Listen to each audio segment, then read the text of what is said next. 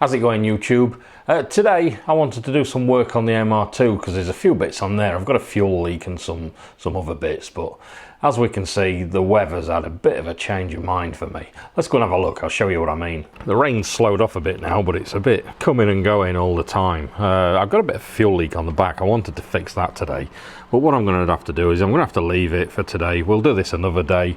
Let's have a look at some of this other stuff I've got. Right, I've got a stash of stuff down here still that I've got to get through and just have a look at and do some reviews and things on. So what I want to do is I want to fit a dash cam in the MR2. So let me grab one of those and let's get it out. Right, in here we've got a VIOFO A119 Mini 2. And it's got some extras as well. So what I'll do is let's get the camera set up on here and let's have a look what's in this box. Right, as I said, I've got here the VIOFO A119 Mini 2. We'll have a look at this first. I've got some accessories here. These are optional extras. So what we'll do is we'll push these to one side for now and we'll have a look at this camera first. We'll have a quick look at this camera. We'll get it up and running.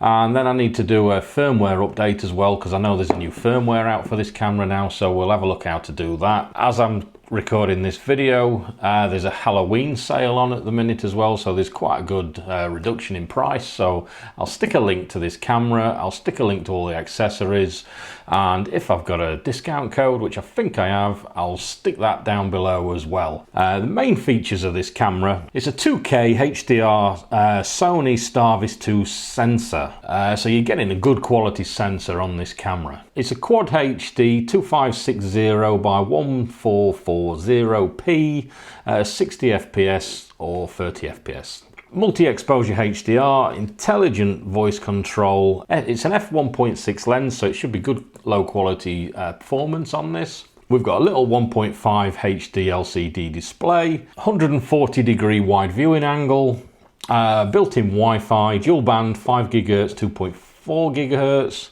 Motion detector, buffered parking mode, GPS logger, and we've got some optional extras which we'll have a look at. First thing, let's get this thing out and have a look at it. Right, if we open up this box, the first thing you can see is the camera itself. We'll stick this to one side for now and have a quick look at what else we get in this box. Right, we've got some read before installation instructions.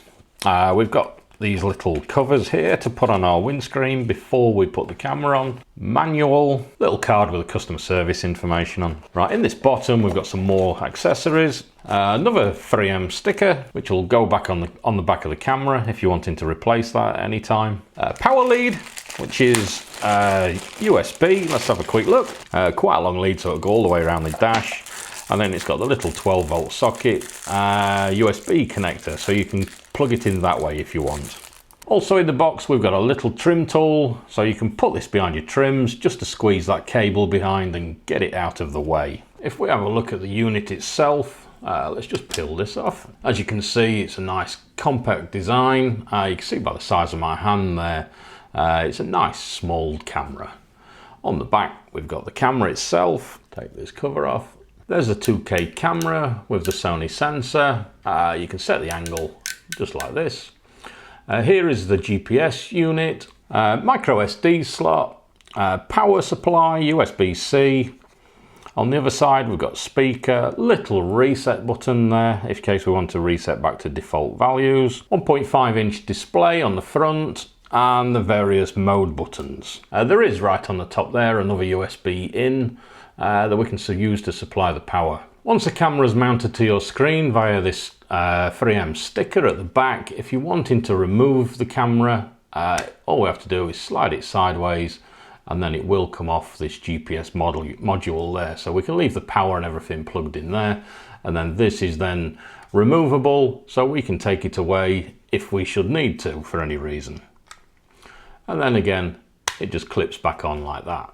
Before we look at the operation of this, one of the modes is a parking mode where it will record all the time while you're parking, but what you do need for that is the optional hard wiring kit, this HK4 hard wiring kit. Then you can take full advantage of all the parking modes as well, but you will need to purchase this separate. Let's have a quick look at it. Then this will be hardwired into your vehicle. You'll have a permanent live and an ignition live. So what it'll do is it's permanently supplying power to the camera when it needs to be. The USB-C on the other end to plug directly into the camera. That's the hard wiring kit. While we're talking about accessories, another essential item for this camera is a micro SD card. You can buy one of those at the time of the purchase unless you've got your own. This one's a 64GB. There's various sizes that you can buy as an optional extra up to 512GB. Another optional extra that I've been given with this camera, but you have to purchase separately, is a circular polarizing lens filter. This clips over the camera lens. If we have a look, if I remove this, what this will do is this clips over the lens. Let's move this into this position. This just clips on, and what that will do is that will remove any glare or reflections that you're getting from the windscreen or anything beyond the windscreen. A good little optional extra that is, as it makes the clarity of your picture a lot better. And it's a fairly cheap little accessory to add on as well. I'm going to plug this in somewhere, see if we can power this up. I'll get a lens so we can zoom in a bit tighter, and let's just have a look through the modes and see what this thing does. And whilst we're looking through the functions of this, there's an app here that we can download, and you can control the camera and various options through your phone as well, so we'll have a look at that. Right, here we are a bit closer so we can actually see what we're doing now. What I'll do is I'll get a USB-C and we'll plug into the side of that, see if we can get this thing to power up and see what it does. Please insert a memory card. There we are, it's asking for a memory card. So the first thing I need to do is get this micro SD, let's insert that. Right, memory card in, let's power it up again.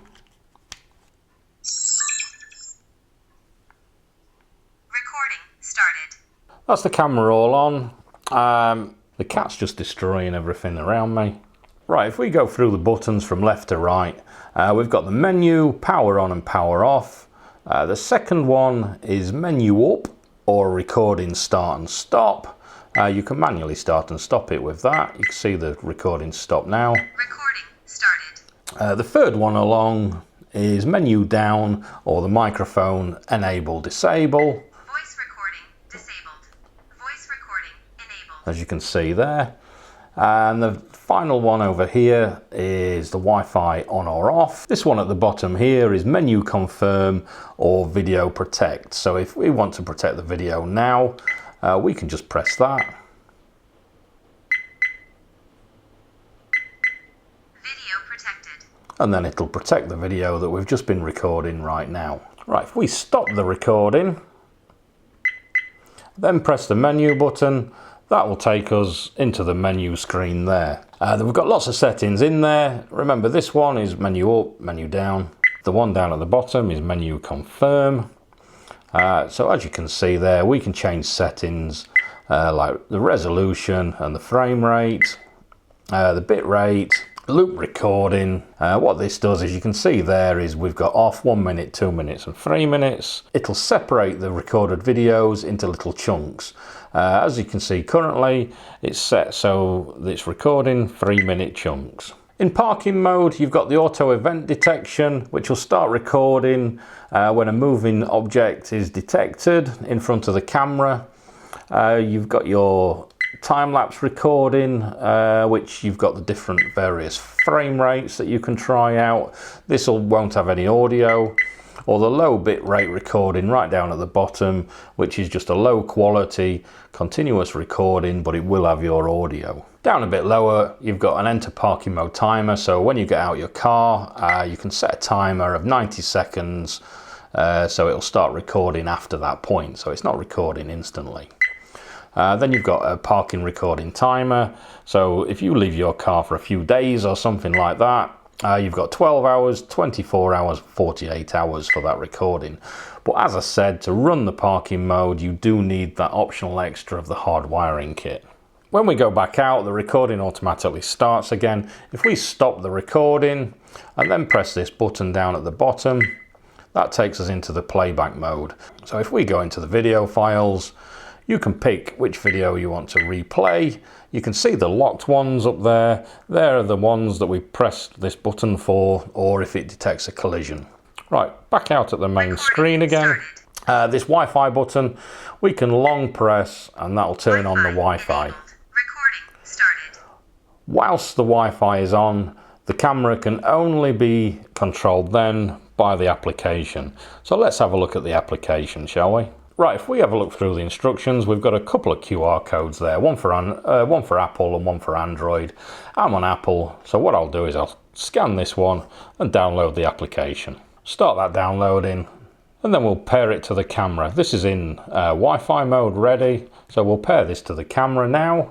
Right, first thing we need to do is connect to the Wi-Fi network in my settings. Default password is 12345678. Click join. Wi-Fi connected. We're connected via Wi-Fi. We can go back to the app, click connect camera again. As you can see now, we're connecting straight to the camera. Let me put this camera in a bit better position so we can see something with it. So what we can do from this app is we can do everything we could do from those buttons.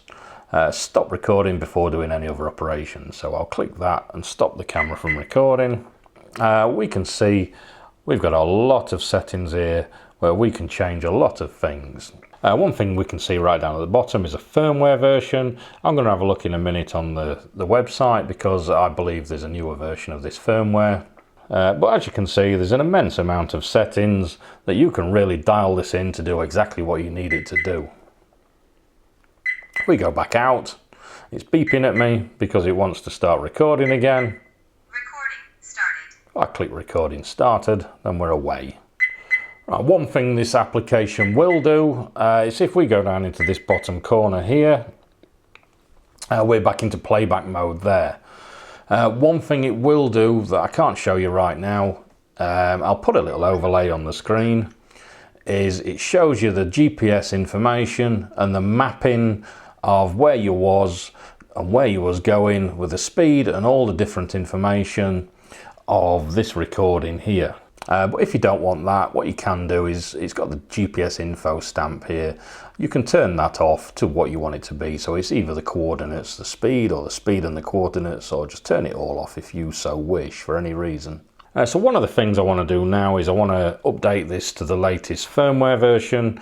We're on 516 is the last few digits. As you can see there, we've got the 912 now, so it's quite a lot newer than one that's on the camera.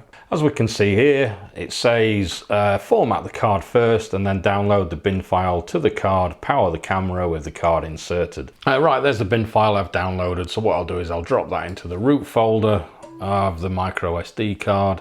Right, so if I pop this card back in the camera, right, so if I plug in this power, let's see if it updates the firmware. Right, it's doing something, this power light's flashing.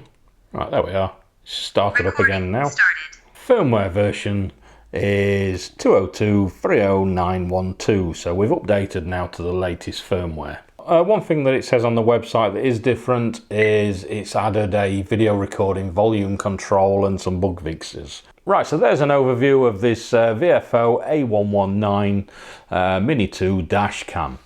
What I'm going to do is when this rain has stopped eventually, I'm going to fit this in my car. I'll fit it in the MR2 like I said. The main reason why is because I want to use this hard wiring kit and I want to use this for the parking monitoring. Because the MR2 does draw attention when it's parked up, it's nice to keep an eye on it. So in a later video, I'll fix the fuel leak. It's pointless fitting this in the car right now because I can't show you any more than I've already showed because I can't take it out for a drive because of the fuel leak that's on it. So as soon as that weather clears up, I'll fix that fuel leak. I'll do a video on that as well. I want to change the stereo in it as well for a different one, fit this camera, and then we'll go out for a drive as well and we'll test a few things and we'll just do a general video on the MR2 and then I can check back on what I think of this. But from what I've seen so far, it seems quite decent and it's not a bad price really, especially with these parking monitoring features, although you have got to buy that hard wiring kit separate. So I'll put all the links down below for everything. If I've got any discount codes, I'll put those down there below as well. There is a bit of a promotion on at the minute as well for Halloween, so check that out. Comment below any thoughts you've got about this or anything you want to see in the future. We've got the dash cam. I've got a couple more dash cams as well to do and some more CarPlay bits to do as well. I'll get through those. Subscribe to the channel if you've not subscribed already and I'll catch you guys later. Cheers.